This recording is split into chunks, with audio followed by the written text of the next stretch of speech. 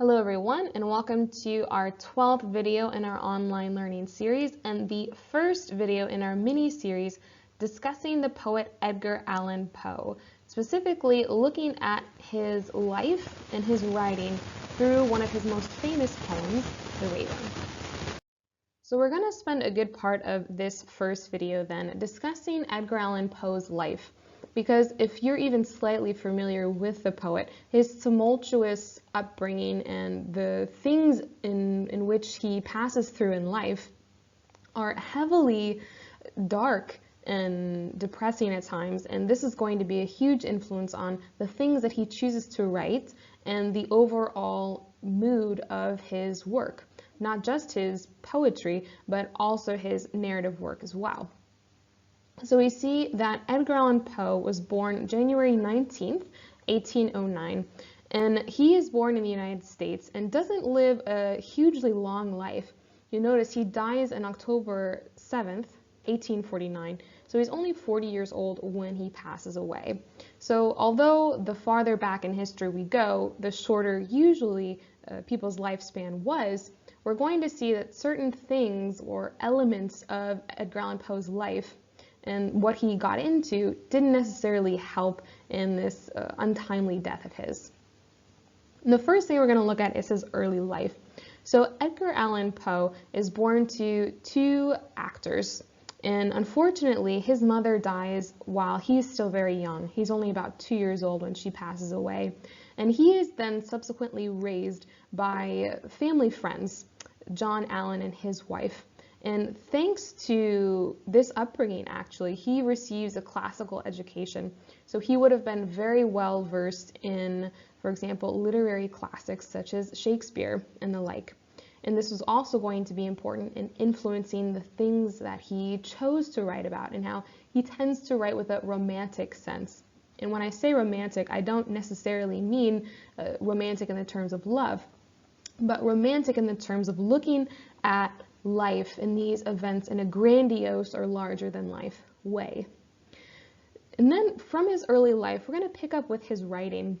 And you'll notice that on Lesson and as well on Google Drive, I've posted for you an extended biography of Poe that gets into more of these details about time periods in his life that we're going to pass over. So if you're interested, I do recommend that you go ahead and read that.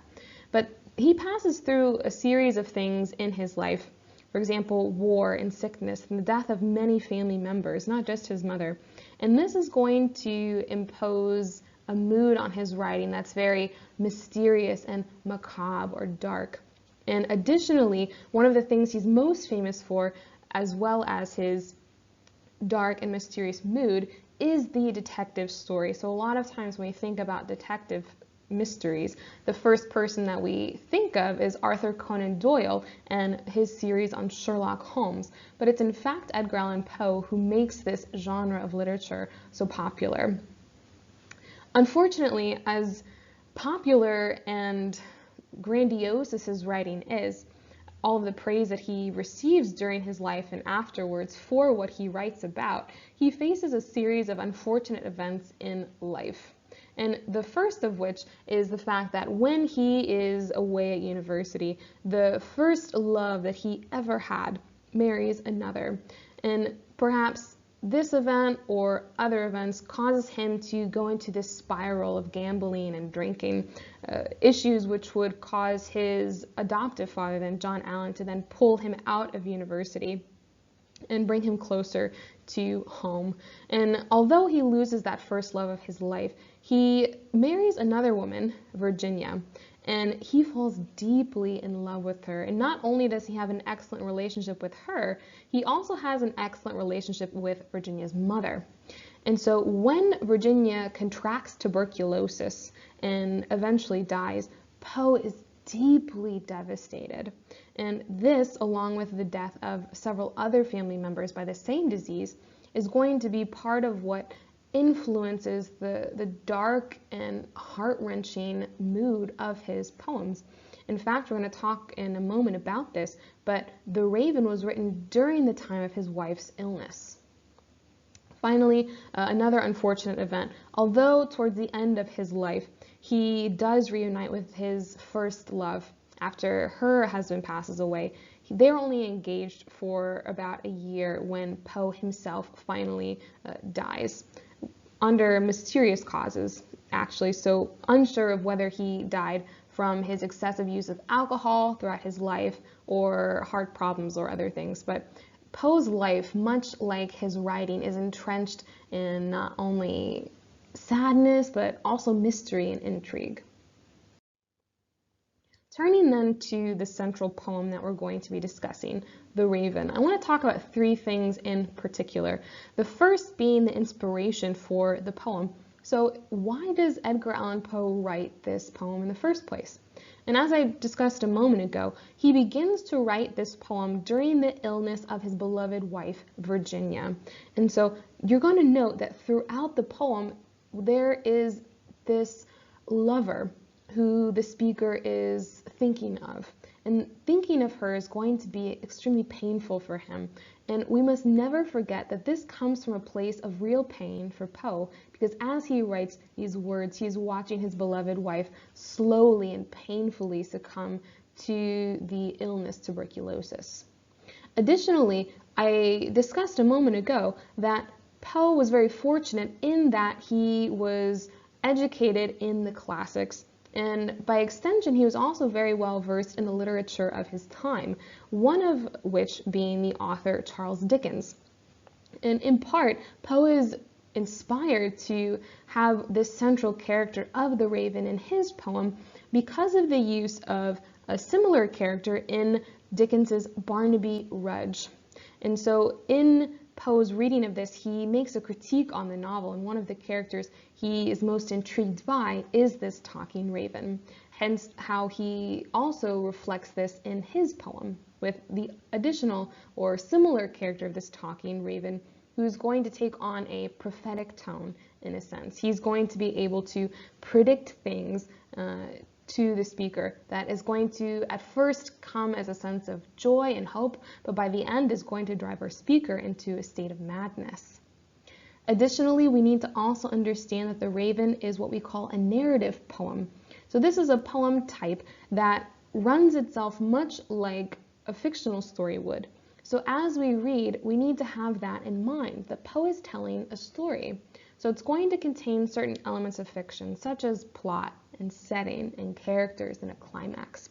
And so for nothing else than this familiar structure, this poem should be easy for us to understand on a basic summary level because it tells itself like a story would. And finally, The Raven also has a lasting impact, not just during Poe's time, but also in our time as well. So he publishes this to huge critical acclaim. This poem is a hit when he publishes it, and this is one of the poems that really skyrockets his career and makes him so famous. But additionally, it's still one of his most beloved poems today, and we also see that different areas of modern culture have taken it and used it for inspiration. So for example, if you're a fan of The Simpsons, a TV series, you'll see that in one of their Halloween series, they take this poem and they do a retelling of it. Additionally, you have musical artists such as Queen who take inspiration from this to write their songs. Also authors such as Stephen King, one of the greatest horror authors of our time most certainly, and how he uses this dark and foreboding poem as a place of inspiration for himself, and many more that we could list. So one of the reasons why we are reading The Raven, not just because it's a beautiful piece of literature, but because it has withstood this test of time. So that is going to be it for today's video, because what I'd like you to do for tonight, for homework if you will, rather than me reading through the poem, I think that there are amazing dramatic readings of The Raven available on YouTube. And I'm going to explain to you in a moment where you can find them and what sort of options you have. So tonight, before you watch tomorrow's video, please do make sure that you check out one of these dramatic readings. And you can also go on Lesson or Google Drive to download a PDF copy of the poem to read to as you listen along to the dramatic readings.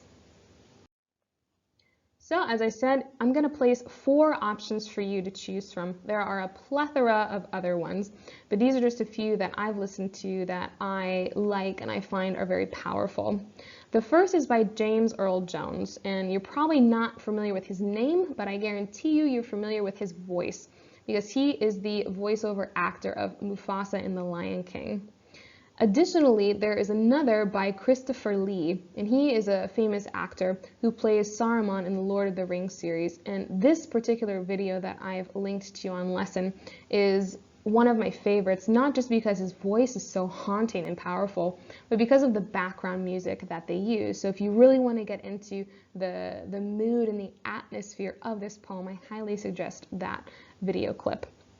Additionally, there's another one by Vincent Price, and he is a much older actor. He's been passed away for a while now, and he is famous for his horror films, so he appears in original movies such as House of Wax. Finally, there's one by Christopher Walken. So any fans of Pulp Fiction or Catch Me If You Can, he's one of the actors in these films and many others. And he also does an excellent job of dramatically reading this poem. So feel free to choose one of those links that you'll find available on Lesson, and make sure you listen to it in its entirety before you watch our next video.